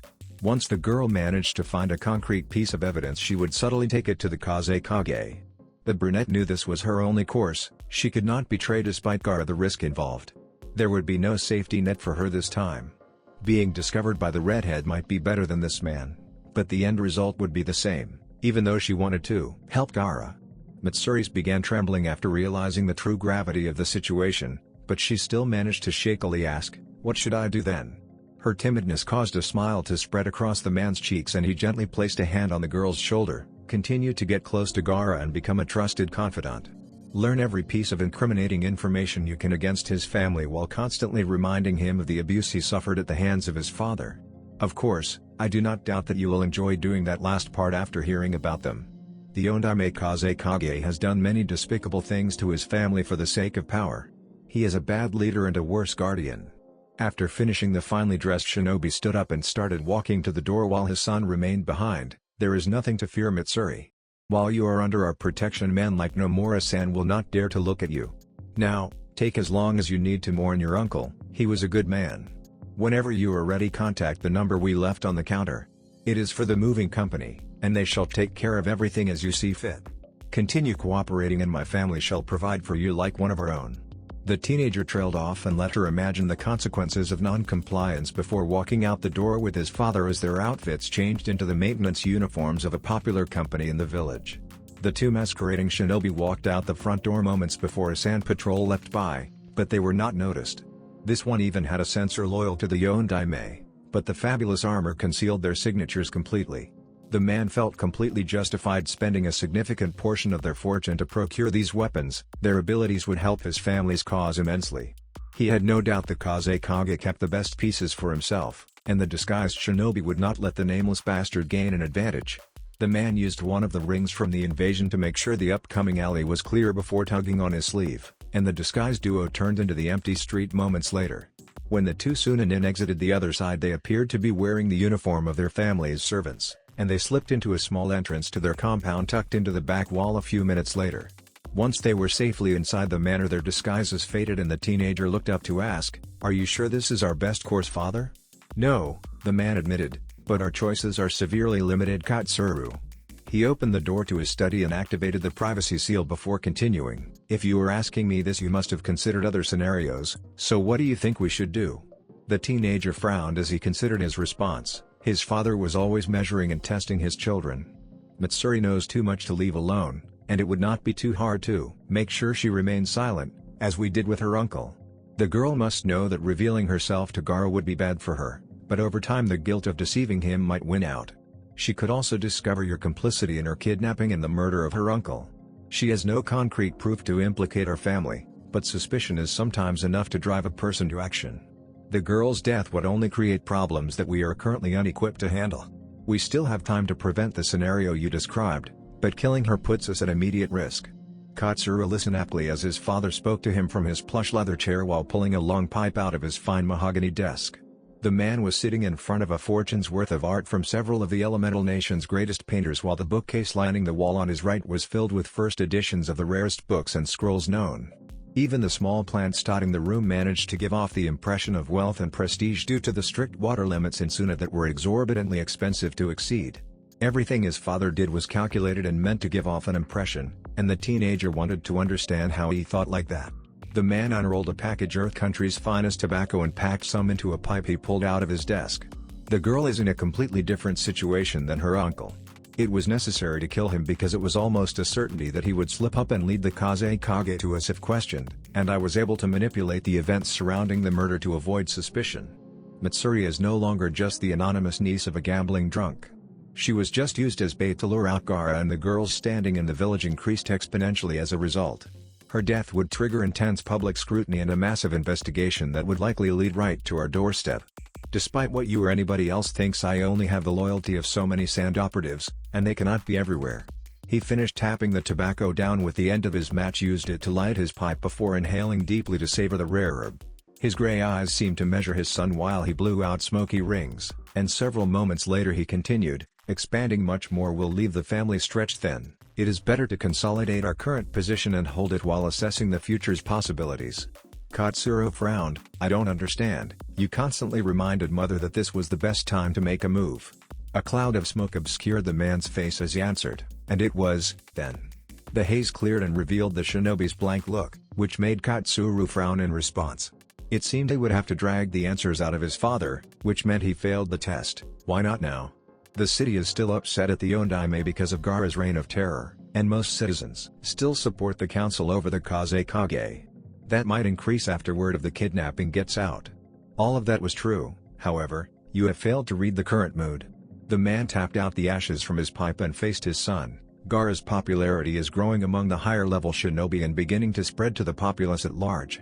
His father is gaining more support from the citizens because of the way he drove out the colonizers, and people are already whispering in the streets of the way that his youngest son, who used to be a monster, raced out of Suna to rescue a young maiden of the village who was kidnapped. The Yondaime already managed to put his spin on the abduction. He is safe from accusations of weakness, and Gaara looks more human than ever as a result. Katsuru could sense his father's displeasure and remained silent while the man paused to collect himself. A few moments later his features regained their usual calm and he continued, "So you see, my child, that move, and the constant parading around Suna that you have been complaining about, was not out of strength, but desperation." The man sighed and puffed lightly on the pipe until it appeared his son grasped the gravity of the situation. Katsuru showed promise as a shinobi and clan head, but he still had much to learn if he wanted to be successful at either. "We need Mitsuri because Gaara is unlikely to revert back into a serial killer, and the rumors are spreading that he displayed the Jitten against the colonizers as well." It may have been possible to alter the law requiring magnet release to become Kazekage when the Yondaime and his offspring were unpopular, but not anymore. Now we need a way to control Gaara. Understanding lit up on Katsuru's face, and you intend to use Mitsuri to do it. That answer led to new questions for the handsome teenager though. So what was the purpose of the Takumi Nin? She could have made a connection during the training exercise. The man leaned back in his chair and responded, I had never thought that Takumi Nin would succeed, that was just a hope. The best case scenario was them killing Gaara and activating the weapon. This would remove our biggest threat to reclaiming the Kazekage chair while giving our family a method of defending the village against outside attackers, which would have increased our standing even more. Of course, that was a pipe dream at best. Even with my assistance their plan never had a real chance to succeed, but its failure did increase the bond between Gaara and Mitsuri. Going to those lengths to save her would make them closer than a simple week of training. The Chunin felt lost once again and asked, why give Mitsuri that kind of power though? You already agreed that she cannot be trusted for long. A smile split his father's face. I'm afraid you are right my son, she is already showing signs of favoring Gaara and will no doubt work against us in time. She has no choice but to play along, for now though. Her most important purpose is to create a new rift in the family for us to exploit, which she will willingly do after hearing of Gaara's tragic childhood. Once that is complete, Mitsuri's usefulness will have run its course and she will meet with an unfortunate fate on a mission. Then, her best friend will naturally console Gaara afterwards to get them both through the grief.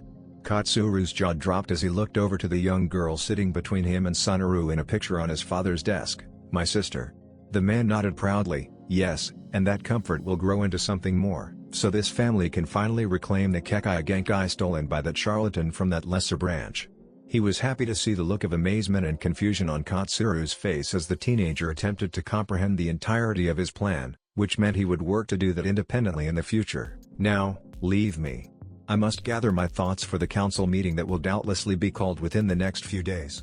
Katsuru stood and bowed before leaving his father's office, and the man poured a small drink while filling his pipe with a cheaper tobacco once the door closed. The Earth Country strand was rare and provided an air of prestige if his guest knew what it was, but Taishiro thought it tasted awful. The man never touched the stuff when he was alone. The High Counselor walked over to the window while pungent smoke filled the office and looked out at the Kazekage's mansion, the place where he should be now. All of his life was an endeavor to fix the mistake of his father and return his family to their rightful place, and he was so close until Gaara became something more than a bane to Suna. Now that people were beginning to appreciate the redhead, the Jitten would instantly propel him into the seat after his father. It was such a shame too. Things had been moving at a lightning pace ever since Taishiro managed to blackmail Chio and Ebizu away from the council. Then Gaara was defeated in the Chunin exams and turned away from his murderous practices, which were a driving force in his family's rapid rise. The man growled as he used his fire affinity to burn the wooden pipe before wind whipped in the office and flung the windows open. If only he could use the magnet release like his bastard half-brother. The man knew he could fight the Kazekage on equal grounds and win given the chance, but it did not matter. He looked at the imposing mansion one last time before drawing the blinds closed. Gaara's turnaround was just another setback among the hundreds he had already overcome, and Taishiro was confident this would not block his family from regaining their proper place either. That's it for this video. I hope you all enjoyed the video. Don't forget to like the video, subscribe to the channel, and follow me on my other social media accounts. Anime God here, and I'm signing off.